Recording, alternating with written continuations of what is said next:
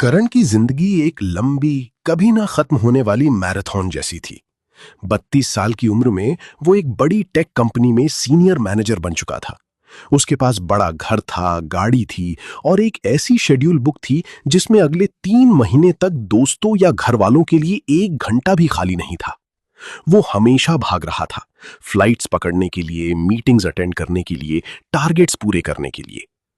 एक दिन एक बहुत जरूरी बिजनेस डील के लिए उसे दूसरे शहर जाना था, लेकिन उस दिन मौसम खराब था और सारी फ्लाइट्स कैंसिल हो गईं।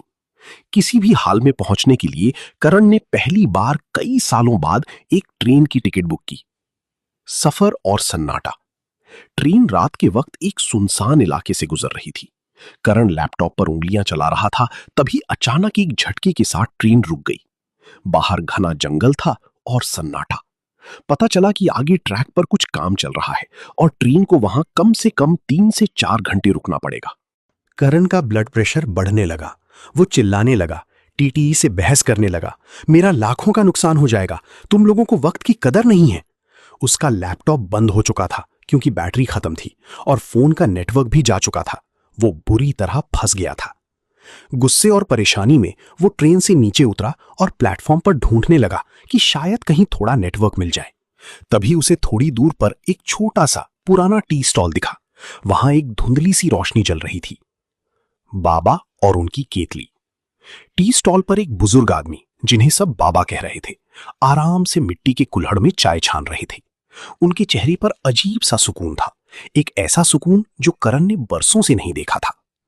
करण ने वहां जाकर झुलझुलाते हुए कहा, एक कड़क चाय देना, और यहां कोई चार्जिंग पॉइंट या वाईफाई है क्या? बाबा ने मुस्कुराकर देखा और कहा, बेटा, यहां बिजली भी कभी कभी आती है, वाईफाई तो दूर की बात है। ये लियो, चाय पियो, दिमाग ठंडा होगा। करण ने गुस्से में कुल्हड़ हाथ में लिया और एक घूंट भरी। चाय का स्वाद अदरक, इलायची और मिट्टी की खुशबू से भरा था। वो इतनी स्वादिष्ट थी कि करण के दिमाग की दौड़ अचानक थम सी गई। बेटा, इतने गुस्से में क्यों हो? ट्रेन ही तो रुकी है, जिंदगी नहीं। बाबा ने आराम से लकड़ी की बेंच साफ करते हुए कहा। आप नहीं समझेंगे बाबा, करण ने अपना सर पकड़ते हुए कहा। मेरा एक एक मिनट कीमती है। अगर मैं सुबह तक नहीं पहुंचा तो मैं पीछे छूट जाऊंगा। दुनिया बहुत तेज भाग रही है। वक्त का खिलौना।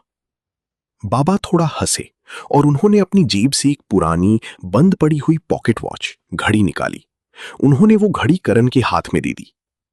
ये घड़ी मेरे पिताजी की थी, बाबा ने कहा। ये पिछले 20 साल से बंद है। पर मुझे एक बात बताओ, क्या इसके बंद होने से मेरा वक्त रुक गया? क्या सूरज निकलना बंद हो गया? करण ने घड़ी को देखा और चुप रहा। बाबा ने आगे कहा, तुम शहर के लोग वक्त को मुट्ठी में बंद करना चाहते हो, पर वक्त मिट्टी जैसा है, जितना जोर से पकड़ोगे उतना ही हाथ से फिसलेगा। तुम आगे बढ़ने की इतनी जल्दी में हो कि ये भूल गए हो कि तुम अभी जहां हो वो पल भी दोबारा नहीं आएगा। कभी रुककर रास्ते के पेड़ पौधे देखे हैं या बस आखिरी स्टेशन पर ही नजर रहती है? एक नई सुबह। करण ने गहरी सांस ली। उसने आसपास देखा। ट्रेन के दूसरे मुसाफिर आराम से जमीन पर चटाई बिछाकर बातें कर रहे थे, हंस रहे थे। कुछ बच्चे बिना किसी फिक्र के पत्तों से खेल रहे थे। हवा में मिट्टी की सोंधी खुशबू थी और आसमान में तारे चमक रहे थे। ऐसा आसमान जो उसने शहर की पॉल्यूशन और बड़ी इमारतों के बीच सालों से नहीं देखा था। उस रात पहली बार करण ने अपना फोन जेब में डाला और आराम से उस लकड़ी की बेंच पर बैठ गया। उसने बाबा से उनके दौर की कहानियां सुनी, उनके साथ हंसी मजाक किया। उसे एहसास हुआ कि बिना इंटरनेट और लैपटॉप के भी वो जिंदा था और शायद पहली बार खुद को सच में महसूस कर रहा था। सुबह के 5 बजे ट्रेन ने सीटी मारी। ट्रैक ठीक हो चुका था। बदलाव। करण खड़ा हुआ। उसने बाबा के पैर छुए और चाय के पैसे दिए। जब वो ट्रेन में बैठा तो उसके चेहरे पर गुस्सा नहीं, बल्कि एक ठंडी मुस्कान थी। वो मीटिंग में थोड़ा लेट पहुंचा। डील जैसी होनी थी वैसी ही हुई। कुछ चीजें उनके हक में गईं, कुछ नहीं। लेकिन करण अब बदल चुका था। अब वो काम के बीच में थोड़ा रुककर खिड़की से बाहर देखता था, दोस्तों को फोन करता था और हफ्ते में एक दिन बिना फोन के गुजारता था। कहानी की सीख यानी मॉरल। जिंदगी कोई रेस नहीं है जिसे जीतना है, बल्कि एक सफर है जिसे जीना है।